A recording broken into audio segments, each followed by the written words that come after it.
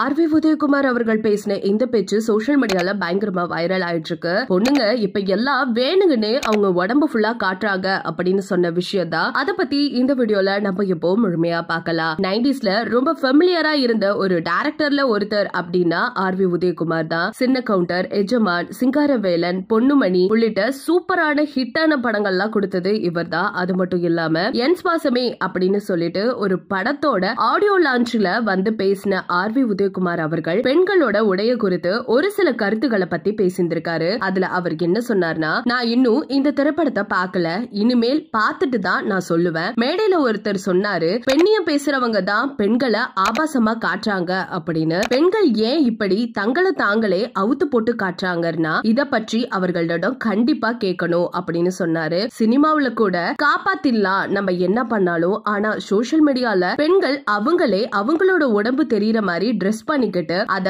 போட்டோவோ வீடியோவோ எடுத்து போட்டுட்டு இருக்காங்க. அப்ப அத பாக்குறவங்கள்ட்ட இருந்து எப்படி நம்ம அவங்கள காப்பாத்த முடியும் அப்படின்னு சொல்லிட்டு ஆர்வி உதயகுமார் பேசியிருக்க இந்த விஷயம் சோசியல் மீடியால பயங்கரமா ஷேர் ஆயிட்டு இருக்கு. அது மட்டும் இல்லாம நிறைய பேர் கண்டனமும் தெரிவிச்சுட்டு வந்துட்டு இருக்காங்க. ஒரு பெண்ணோட உடைய பத்தி எப்படி இவர் பேசலாம் அப்படின்னு சொல்லிட்டு. சோ இத பத்தி நீங்க என்ன நினைக்கிறீங்க? ஒரு பெண்ணோட சுதந்திரம் அவங்களோட உடையிலேயும் இருக்குங்கிறது நம்ம எல்லாருக்குமே நல்லாவே தெரியும். சோ அந்த சுதந்திரத்தை பறிக்கிற மாதிரி இவர் பேசின சில வார்த்தைகள் இன்னைக்கு கடும் விமர்சனத்துக்கு மாறி இருக்குன்னு தான் சொல்லி ஆகணும். சோ உங்களோட கருத்துக்களை மறக்காம நம்ம கமெண்ட் செக்ஷன்ல ஷேர் பண்ணிக்கோங்க.